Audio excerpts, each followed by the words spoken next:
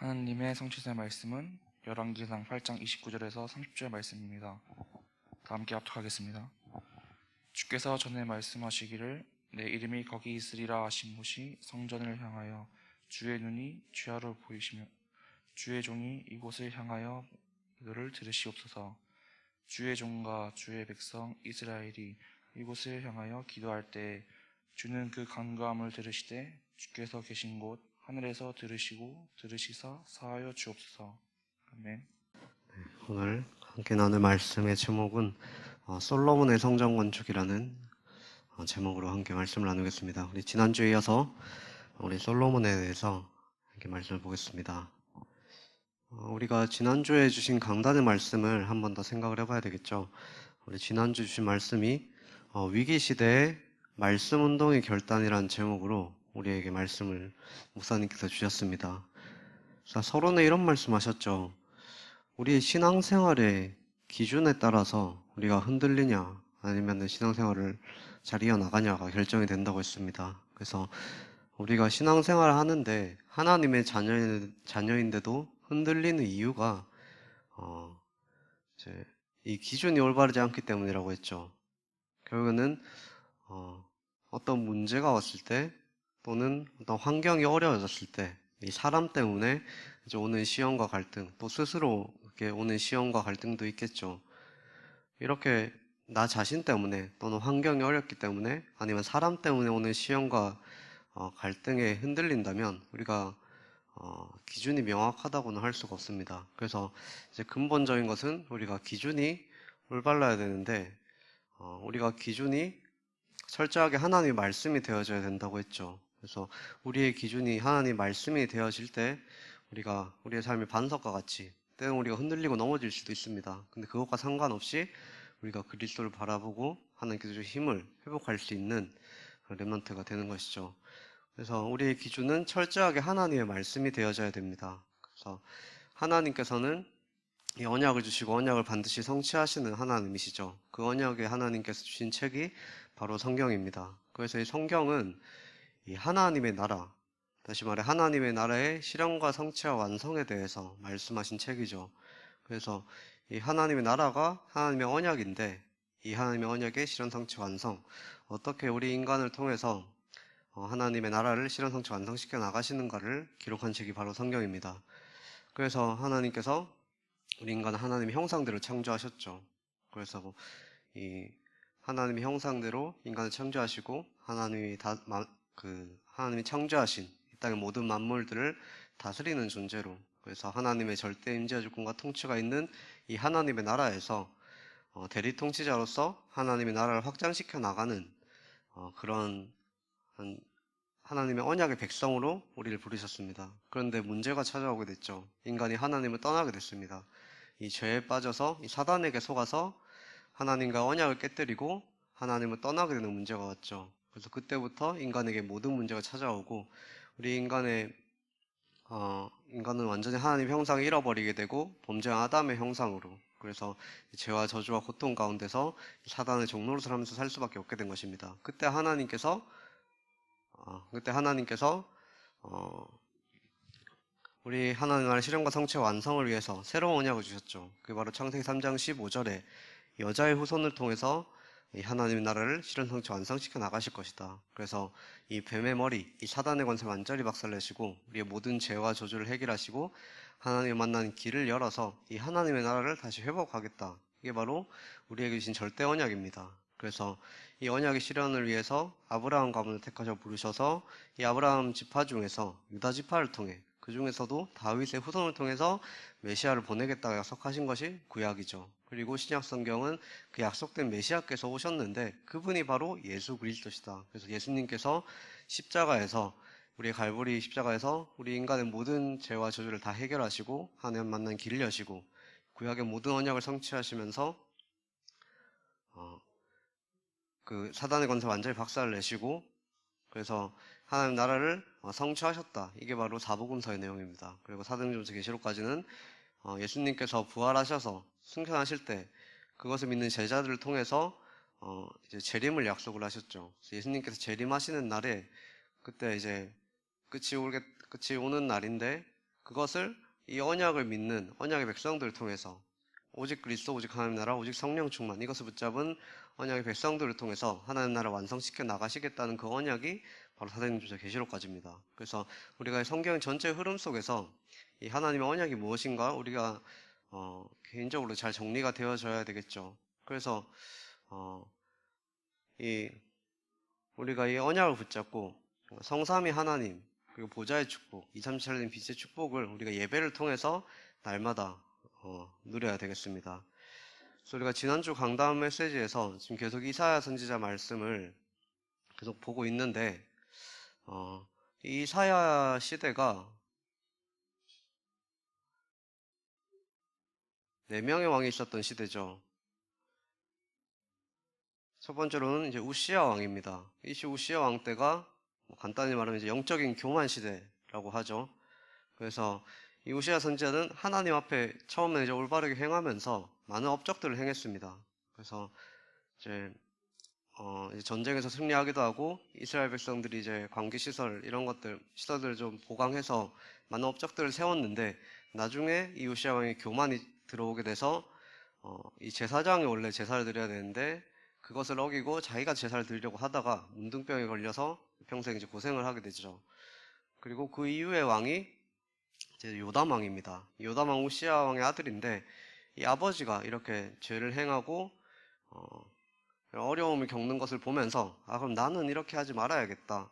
그래서 이 요담 왕은 성경에 기록된 걸 보면 여호와께서 보시기에 정직하게 행했다고 했습니다. 근데 문제는 성전에는 절대로 출입하지 않았다고 했죠.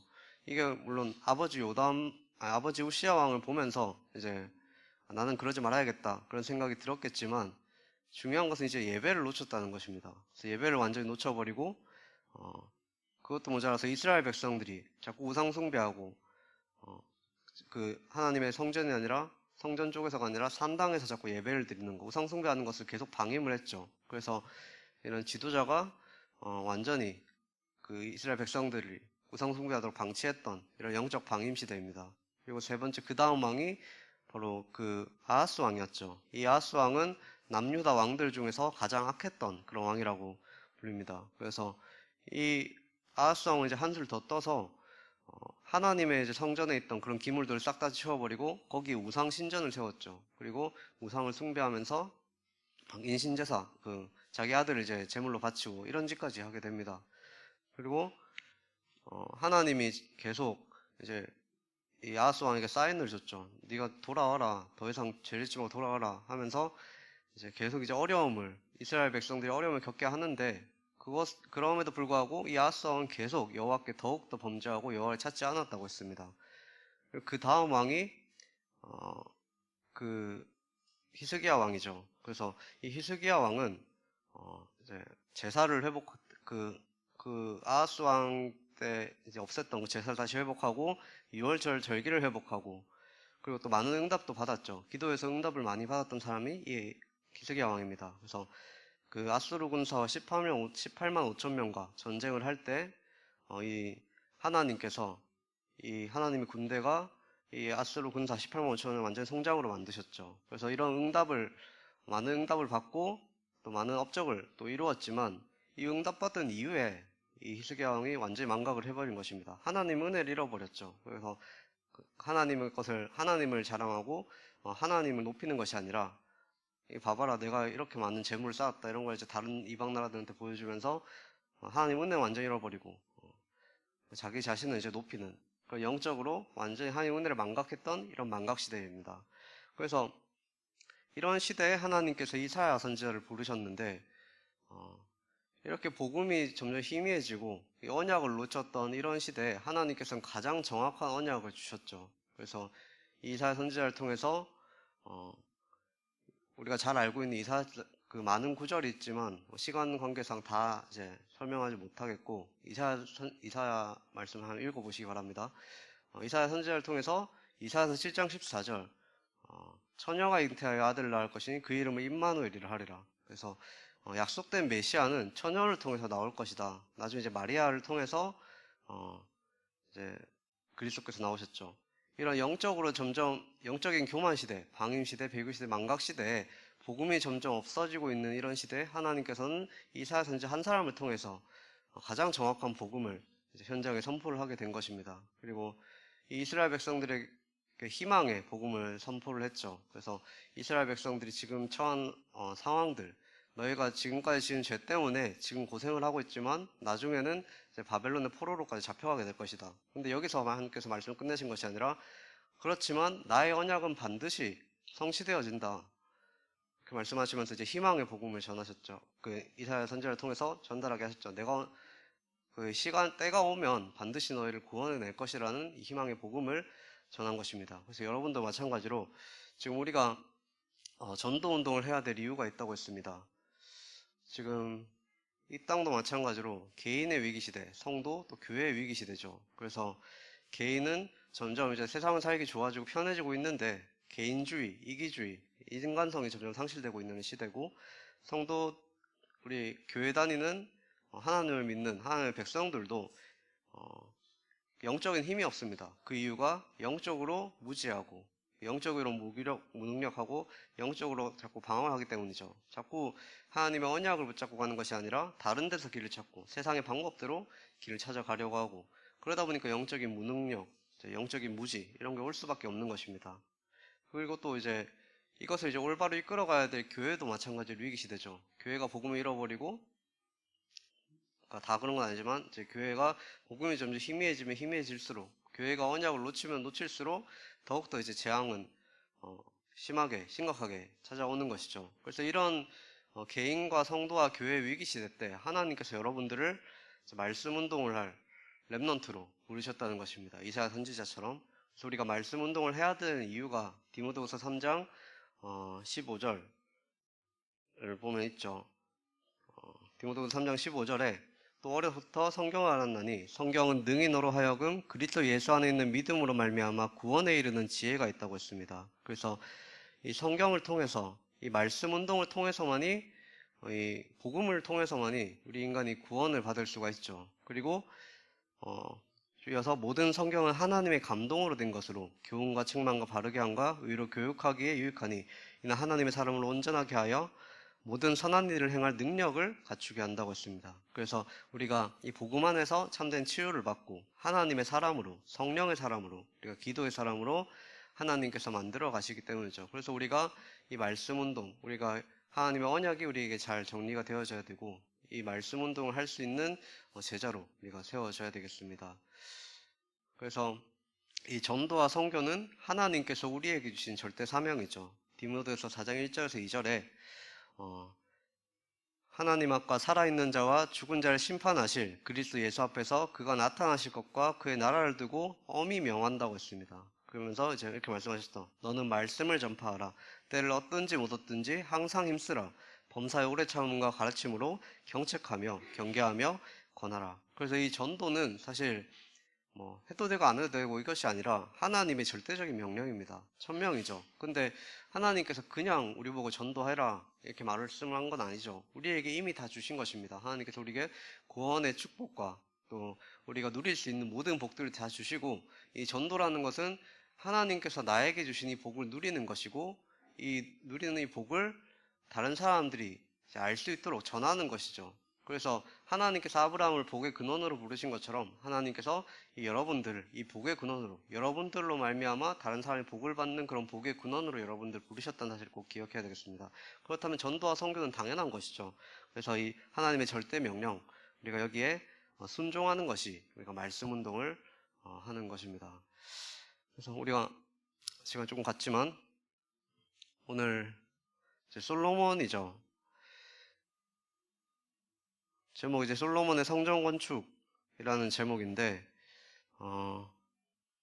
오늘 읽은 본문은 이제 솔로몬이 성전을 건축하고 이제 성전 봉헌식을 하면서 하나님 앞에 드렸던 그런 기도입니다. 그래서 이 성전을 향한 솔로몬의 소망이 있기도 하고, 솔로몬이 기도를 했을 때 그 기도 제목들이 하나님께서 다윗을 통해서 주셨던 그 언약을 붙잡고 기도를 했죠. 그래서 하나님의 약속이 표현되어 있는 그런 기도기도 하죠.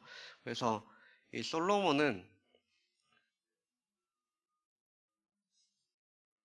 이 솔로몬의 성전 건축은 사실 이 다윗의 소원으로부터 처음 시작이 됐습니다. 그래서 이 성전이 솔로몬으로 인해서 지어지기 이전에 이 성전은 이거 하나님 언약궤는 이 성막 안에 있었죠. 그래서 이 하나님의 임재가 있는 그 언약궤 그리고 그 언약궤를 모실 성막 이 속에서 여호와 하나님께서 임재하시는 그 언약궤와 언약궤를 모실 성막이 이제 그 다윗 이전 시대 이제 모세와 이스라엘 통해서 하나님께서 명령을 따라서 그런 만들어진 이 성막 속에서 이 언약궤가 있었습니다. 근데 다윗이 이걸 보고는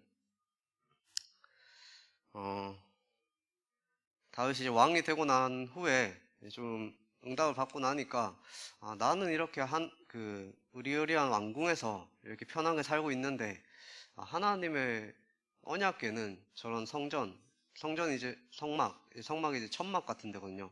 저런 천막이 있구나. 이런 것을 어떻게 보면 좀 안타까워하는 마음으로 그럼 내가 성전을 지어야겠다. 이렇게 마음을 먹습니다. 그래서 그 하나님 앞에 그렇게 마음을 먹고 있었는데 하나님의 마음은 또 달랐죠. 하나님께서 이렇게 말씀하십니다. 그래서 이제 다윗이 이제 왕이 된 후에 언약궤를 모실 성전을 지으겠다고 마음을 먹었지만 하나님께서는 오히려 이제 다윗에게 내가 너의 집을 견고하게 해주겠다고 하시면서 이제 다윗의 아들이 성전을 지을 것이라고 이제 사무엘하 7장 5절에서 16절에 그렇게 말씀을 하셨죠. 그리고 하나님께서는 이 다윗을 성전을 짓는 것을 허락하지 않으셨습니다. 그래서 다윗의 손에 이제 피가 많이 묻었기 때문에 이 성전을 건축하기를 허락하지 않으셨죠. 그래서 이 다윗은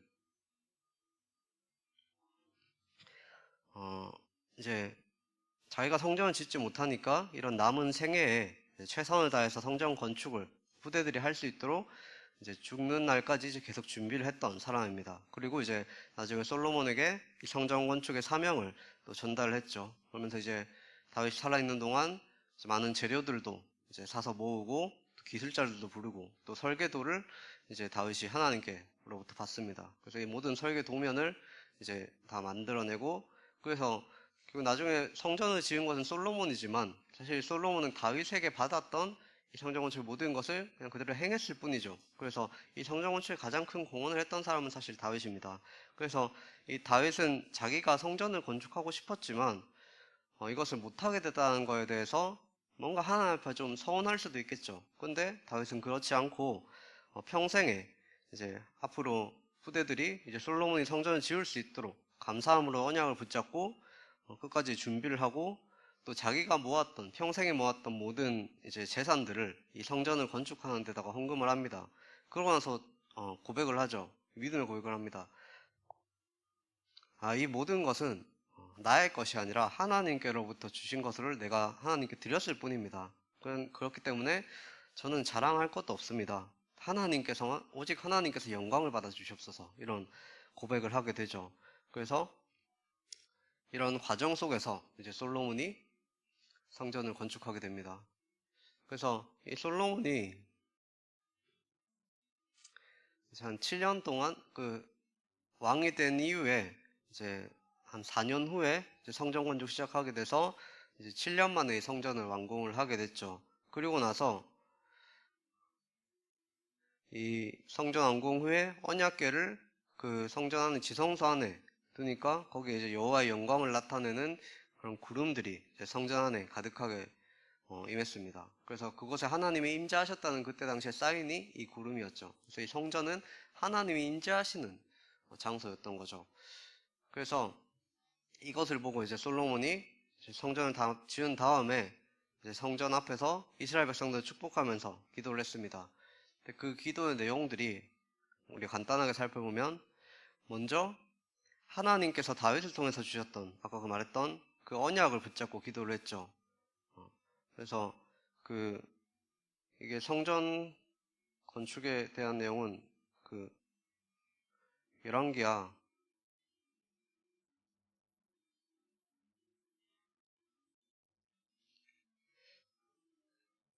8장에 보면 있는데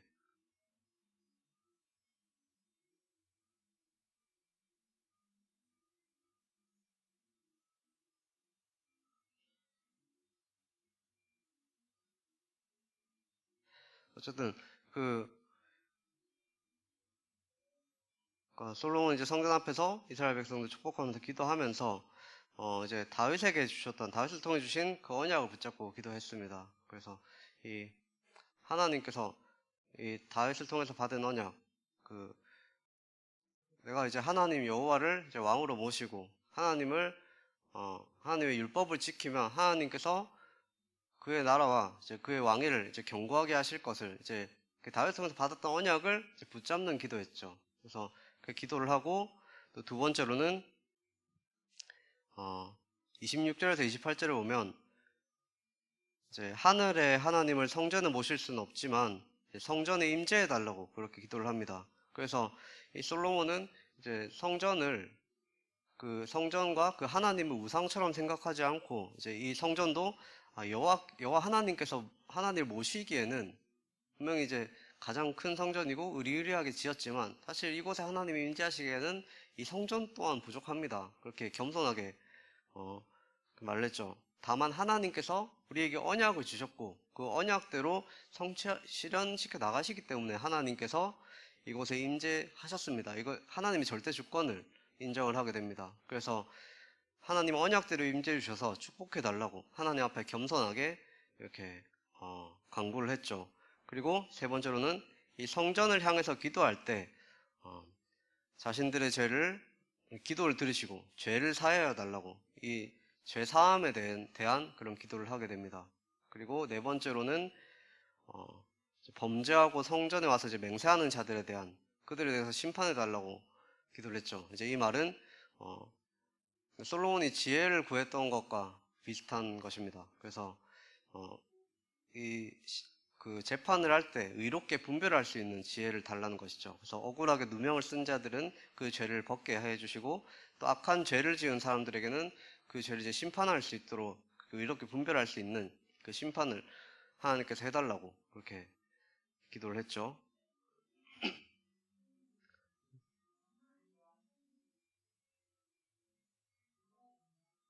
네. 나중에 하겠습니다. 그래서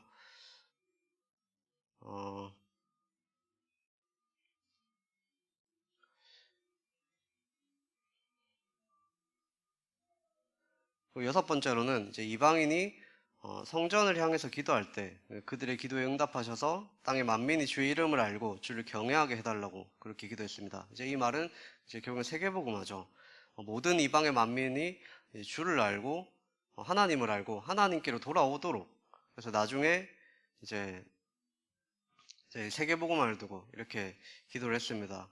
근데 이제 우리가 잘 알고 있듯이 솔로몬은 이제 나중에 이 언약을 또 놓쳐버리고 물질과 또 여자와 또 육신적인 것에 빠지고 나서 언약을 놓치고 희미해졌지만 이때 당시 솔로몬이 성전을 지을 때까지만 해도 이 솔로몬의 영적 상태라든지 이 솔로몬이 붙잡았던 언약은 하나님 앞에 영적 상태가 이제 가장 좋았던 상태였죠. 그래서 우리가 이제 솔로몬의 성전 건축을 보면서 우리가 성전의 중요성을 알아야 되겠습니다. 그래서 우리가 이 성전이라는 것은 교회를 말하는 것이죠. 그래서 이 교회라는 것이 우리가 단순히 교회 건물이 중요한 것이 아니라 이 교회의 의미가 중요합니다. 이 교회라는 것은 하나님이 임재해 계시는 곳이죠. 그래서 우리 교회 건물이 얼마나 크고 멋지냐 이게 중요한 게 아니라 아무리 건물이 좋아도 하나님이 임재하시지 않는 그런 건물은 그냥 그것으로 끝입니다. 그래서 하나님께서 임재하시고 하나님께서 그의 백성들, 우리 하나님의 언약의 백성들을 다스리시고 또 치유하시고 세계를 살리는 세계복음화 하시는 우리를 통해서 이제 세계를 살리는 그 하나님이 임재하는 곳이 바로 성전이고 교회인 것이죠. 그래서 우리는 교회에서 우리가 이 축복을 누려야 되겠습니다. 그래서 결국은 아까 말한 것처럼 솔로몬은 결국엔 무너지게 됐죠. 솔로몬도 무너지고 솔로몬이 지은 성전도 나중에 무너집니다. 그렇지만 우리에게는 참 성전이 있죠. 그것이 바로 예수 그리스도십니다. 솔로몬의 성전이 결국엔 이제 나중에 파괴가 됐죠. 이제 하나님의 언약을 깨뜨리고 범죄했던 솔로몬부터 시작해서 이제 솔로몬 이후에 이제 왕국이 분열되고 북이스라엘 완전히 멸망당하고 남유다도 계속 이제 언약을 붙잡았던 왕도 있었지만 이제 언약을 놓치고 언약이 희미해지고 계속 이런 상황 속에서 결국에는 이제 바벨론은 포로로 잡혀가면서 이제 솔로몬 성전이 완전히 파괴가 됩니다.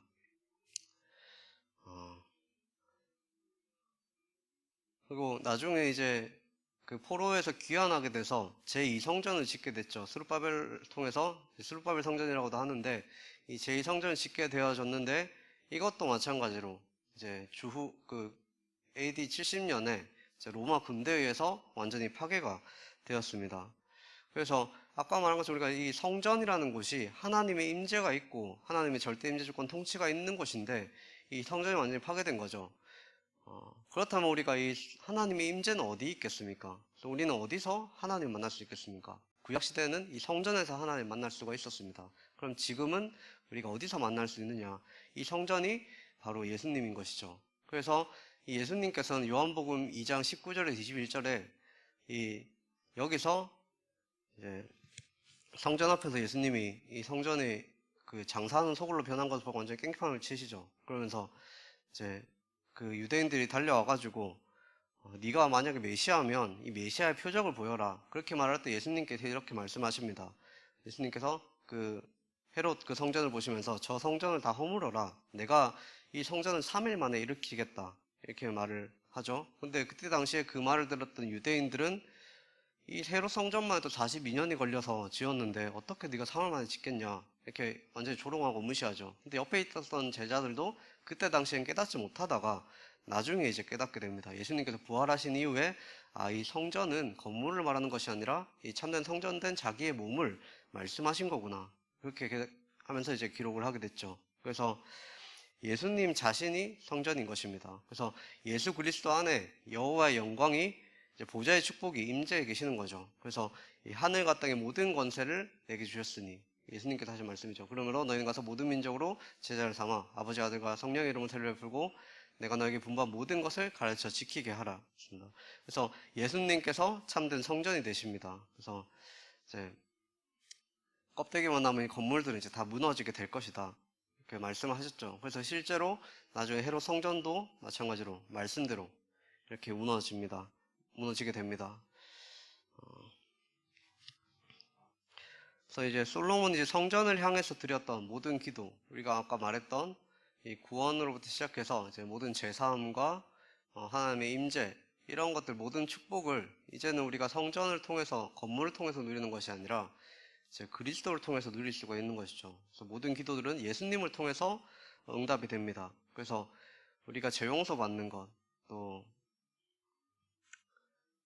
이제 더 이상 제사를 드려서 받는 것이 아니라 그리스도를 통해서 받을 수가 있죠. 하나님께서 우리를 통치하시는 것도 예수 그리스도 안에서 우리를 통치하시고 우리를 다스리시는 것입니다. 그리고 우리가 무너지고 실패했을 때도 문제가 찾아오고 넘어졌을 때 우리가 의지할 곳도 바로 예수 그리스도시죠.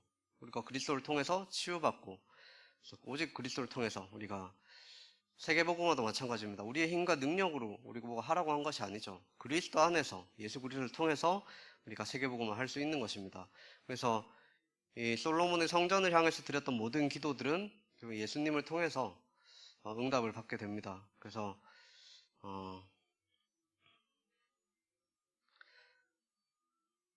고린도전서 3장 16절에 너희는 너희가 하나님의 성전인 것과 하나님의 성령이 너희 안에 거하시는 것을 알지 못하느냐. 그래서 부활하시고 이제 승천하신 예수 그리스도께서 우리가 예수 그리스도 영접하는 그 순간에 예수님이 어디 계시냐 물으면 우리 마음속에 있다고 하죠. 예수님께서 성령으로 우리와 함께 계신다는 말입니다. 그래서 성령으로 우리 안에 계시기 때문에 성전된 예수님께서 우리 안에 계시기 때문에 우리 또한 성전입니다. 그래서 우리는 꼭 교회에 와서만이 은혜 받고 하나님의 임재를 체험하고 그것이 아니라 우리가 있는 모든 현장에 그 어느 곳에서 어떤 문제가 오든 간에 상관없이 그 속에서 하나님의 절대 임재 주권 통치를 누릴 수 있는 것이죠. 그래서 여러분들이 현장에서 이 하나님 주신 축복을 누릴 수 있는 렘넌트 되시기를 간절히 소원하겠습니다. 그래서 결론에 우리가 참 성전의 축복을 회복해야 되겠죠. 아까 말한 것처럼 이 성전 속에서 하나님의 임재하심을 그리스도 안에서 하나님의 임재하심을 누리시기 바랍니다. 그리고 이 그리스도 안에서 하나님께서 통치하시는 그러면서 이제 하나님께서 우리에게 응답하시는 하나님의 응답을 누리시기 바랍니다. 세 번째로 그리스도 안에서 우리에게 있는 모든 문제, 모든 갈등 그것을 그리스도 안에서 치유하는 체험을 할 수 있는 렘넌트 되시길 소원합니다. 마지막으로 우리가 그리스도 안에서 세계복음을 할 수 있는 그 축복을 우리가 회복을 해야 되겠죠. 그래서 이제 수능이 얼마 안 남았죠. 이제 곧 이번 주가 수능입니다. 랩런트 이제 많은 준비를 하고 그동안 중학교 때, 초등학교 시작해서 12년 동안 쭉 이제 준비를 해왔는데 결국에는 모든 절대 조건 하나님 속에 있습니다. 잘 되고 안 되고가 중요한 것이 아니라 그 속에서 이제 하나님의 절대 임재 주권 통치를 누리는 것이 중요하죠. 그래서 이 하나님이 주신 천명이 있죠. 이 천명이 바로 이 세계복음을 하는 이 그리스도의 언약 안에서 이 전도와 선교 세계복음을 하는 이 언약입니다. 그 속에서 하나님께서 여러분들을 부르신 이유가 분명히 있습니다. 여러분을 통해서 여러분 주변 사람들이 2, 3천, 5천 미전도 종족이 구원을 받기를 원하시죠. 그래서 이런 사명 속에서 여러분들의 학업과 여러분들의 달란트와 여러분들의 업이 이 속에서 나와야 됩니다. 그래서 이제 남은 기간 이제 컨디션 조절 잘 하고 우리 이제 다른 이제 랩런트들은 우리 고3 선배님들이 준비 잘 할 수 있도록 기도해 주시고 정말 하나님 주신 천명과 선명과 사명 속에서 하나님이 주신 이 달란트, 이 업이 발견되어질 수 있도록 기도하겠습니다. 그래서 정말 오늘 주신 말씀처럼 참된 교회의 축복을 회복하고 누리는 청소년 서밋스쿨 랩런트 되시기를 간절히 소원하겠습니다. 기도하겠습니다. 살아계신 하나님 아버지, 정말 우리 큰사랑교회 청소년 서밋스쿨 랩런트 친구들이 참된 성전의 축복을 회복하게 하여 주옵소서. 그리스도께서 함께 하시며 성령으로 우리와 함께 하시며 우리의 모든 삶을 주관하시며 이 하나님께서 우리를 통치하시고 다스리시고 우리의 모든 기도를 응답하신다는 사실을 깨닫고 우리의 모든 힘과 모든 능력이 이 그리스도 안에서 주시는 이 영적인 힘이 회복되어질 수 있도록 우리 랩런트들을 축복하여 주옵소서. 지금 많은 학업을 준비하고 미래를 준비하는 중요한 과정 속에 있습니다. 특히 우리 고3 랩런트들은 그동안 준비했던 모든 것을 이제 쏟아붓는 중요한 시간입니다. 이 속에서 정말 하나님께서 하나님의 절대 주권 속에서 하나님의 성령의 인도를 받아 나갈 수 있도록 결과와 상관없이 그 속에서 하나님의 임재 주권 통치를 누리는 우리 랩런트들 될 수 있도록 주님께서 랩런트를 축복하여 주옵소서. 살아계신 예수 그리스도 이름으로 기도합니다. 아멘.